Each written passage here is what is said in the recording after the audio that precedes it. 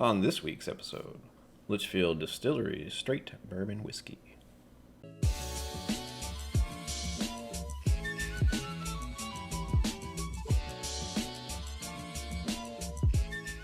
Welcome to KIllco Whiskey Musings. My name is Brian. Please be sure to like and subscribe. It helps grow the channel and get more people involved in the KIllco community, because that's the thing now. First, I should point out, I have opened and tried this. I actually had some with my brother not long ago, just because we wanted to open it up and have some on the back porch. It's a lovely little memory. Let's just say that. From the extensive research I have done by reading the back of this bottle, it says it is from Connecticut, which is right next door. It's nice to be able to try something from Connecticut. I've actually tried one of these before. I don't know why I'm using the bottle like this, but I'll put a link up here. I did a review of, I believe it was the Double Barrel 10-year. This was like the beginning of December in 2019. So quite a while ago. I look a bit of a mess, and that was before I became a professional. So there's no putzing around with the wax this time. And the proof is, that's sweet information, 46%, bottle 84, batch 16, and someone's initial, JC? Thank you, JC, whoever you are, wherever you may be. Okay. I must say, as a pouring, that was very easy. I kind of like this little design they got. I don't know what it is. Some of you may know, like pouring whiskey sometimes gets a little weird, dribbly and such. Not so much with this one. That was great. I also poured a lot of whiskey, but I'm okay with that. And here we are with the color. Ow. But I would say right about here. This is where typically the bourbon lands for me. The color, I want to say amber because it doesn't look gold to me. But it's very light amber. Clarity, full clear. Sediments, new. Viscosity. Check out the legs on this. I'm not seeing much in the way of legs, actually. Oh, wait, there we go. It's a little bit. We're at 46%, I think. 46%. I remembered. Regular viewers will realize, of course, that I do have problems remembering things that I looked at about 5 minutes ago. Begin nosing technique. Oh, okay. I thought it was fruit, and I thought it was mint. Ah, that smells strangely familiar. And not because I drank it a while ago. We're talking, it was probably the beginning of last month, actually, when we tried this. I had to check the back. I was going to look up the mash bill, but I decided against it because I shouldn't look up things yet. I was wondering why it was reminding me of Maker's Mark, the standard 40% version. But it doesn't have any wheat in it. It just says corn, rye, and barley. So we're going to find out the percentages later. I have a distinct feeling it's mostly corn. A lot of bourbons are. We'll find out. Don't worry. Oh my goodness, this is driving me nuts. There is something distinctly familiar about this. Lemon? I mean, lemon. Getting these mixtures of, is it citrus? Is it mint? Is it fruit of some other sort? I wasn't really expecting that much complexity off this. Well, not complexity, but I'm getting a little bamboozled.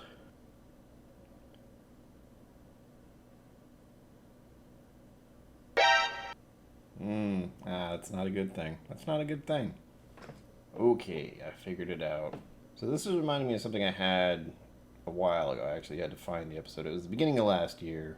This reminded me of something I received as a gift from my brother. Funny enough, those two are connected.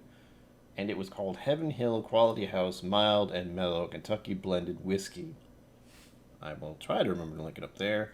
It was not great. This, however, is not anything comparable to that. That was just... This is like the upgraded version. This is also very sweet. I had the idea of candy corn go through my head, so that was fun. I don't think they're that sweet. I don't know how many things are that sweet. Those are ridiculous. Seems like I'm getting a corn dust as well, which is new. Sweet corn. Some cinnamon as well. Nosing phase 2. Intensity 2. I wouldn't call this super intense, but it does seem like there's more in here that I am finding difficult to latch onto. For the age, I will say youthful. I believe there's something on the back of the bottle that I read. Now I need to check. Distilled and bottled by Litchfield Distillery, Litchfield, Connecticut, aged not less than 4 years. Barrel, new oak, because bourbon. The grain, which I read off earlier, is corn, rye, and malt. The percentages, I don't know, but I'm going to look that up. The mash bill is 75% corn, 20% rye, and 5% malted barley. When I looked this up, of course, I found out the Litchfield distillery sources 100% of its grains from Connecticut. That's neat. Very regional. I like that. Smoke, spice, cinnamon, possibly eucalyptus. Cardamom just went through my head. I don't even know if that's actually a spice. That was just the word that flashed through my mind. Fun. Ooh, I looked up the word. I had no idea if it was what I thought it was. It's pretty damn close to what I'm smelling. That was fun. I like that. I hope that happens again. Sweet. Sweet, sweet. Sorry. There is vanilla, but it seems more like vanilla extract. I can be convinced of corn syrup as well. Floral. I honestly want to say honeysuckle for once. I've said it before, but in this one, there is something slightly floral about it, and I would say, as dim as my memory is of honeysuckle, that seems about right. Wine. No. Fruit, I said lemon. Green apple. Or at the very least, not a red apple. This is reminding me of something tart, which feels a bit weird to say since I haven't actually tasted it yet. Sulfur. No. Peat, certainly not. Earth. Earth is one of the categories I like to look at with bourbons. I could be convinced of hay. Or grass, actually. Maybe even herbal. Again, that eucalyptus mint thing, since I know there's a good chunk of Brian here, is what's very interesting to me. I'm certainly picking out the rye aspects of this. To the palate.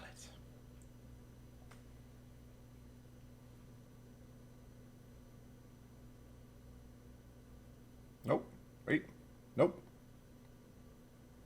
Now, long-time viewers know that I often get a ow right about here when drinking alcohol. I did not get that. I will give that props for that. I don't know why it didn't do that, but I am curious at the moment. And I'm saying this to myself. Don't analyze the first sip, Brian. Just enjoy that experience. And now, I will have a sip, hold it on the tongue, and analyze it a little further. Huh. Oh yeah, a little bit of tingles. Ooh. It is tingly. There's definitely rye in here, because that's not alcohol. That's not the alcohol tingles. Strange that I didn't really smell much oak, but there's a noticeable bit on the palate. It is making me think of candy corn slightly. There isn't a lot of complexity to this, and it's fairly easy as a sipper. I don't know if they intended this to be something you sip, but from past experiences, let's just say, I could easily see this being used in an old-fashioned. A little bit of spiciness that I like. The rest of it's kind of, I don't want to say bland, but unremarkable. However, the rye in this is noticeable. There is almost a honey sweetness to this. It is a bit spicy. The texture is kind of nice. It does seem a little thin per my tastes, or my preferences. And I have been trying to find out exactly how it is that some bourbons, for me, just seem richer and have a better texture, while there are certain ones, like this one unfortunately, that I would consider thinner, often slower proof stuff, often it's mixer type bourbons. There's something else on this taste. So, of course, we have to go to phase 2 of tasting. Flavor is actually throwing me off. It's initially sweet, but there also seems to be a little bit of saltiness to it, which I hadn't noticed before, of course, until I actually read the words, where it's asking me what the flavor is. Almost salted caramel. Candy. Not thinking about candy. Proof 2, since this is above 40%, which I feel is low. 46 is actually a decent spot. I believe Maker's Mark is typically 46 or 47. I don't remember. Internet says it is 45% for the Makers. So it's close.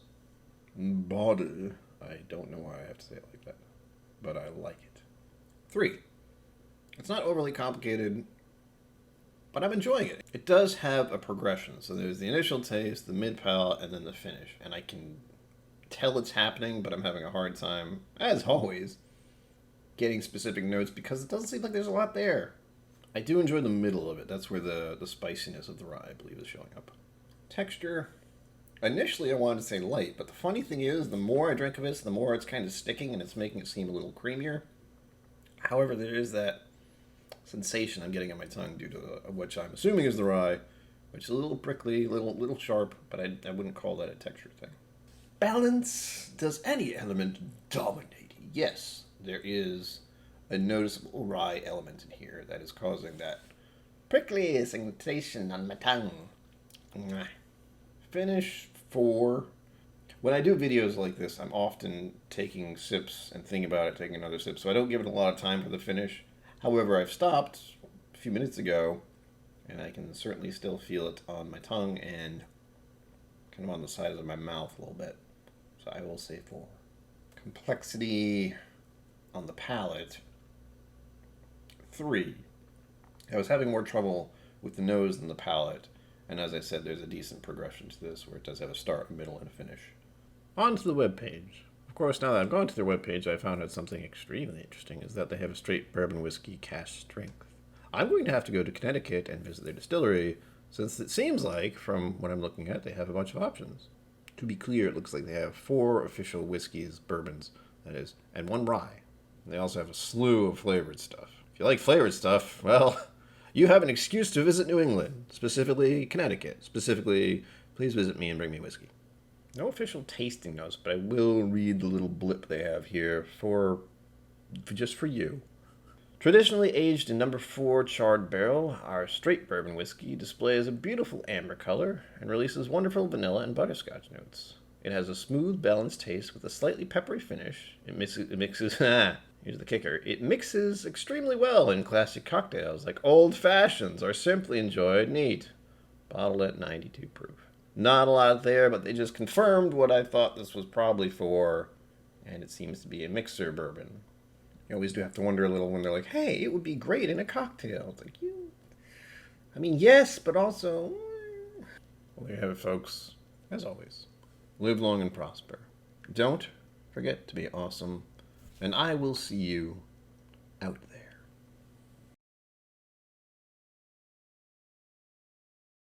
Thank you for joining me on KIllco Whiskey Musings. You can find my social media and Patreon in the links below. Be sure to like, subscribe, and I'll see you next time.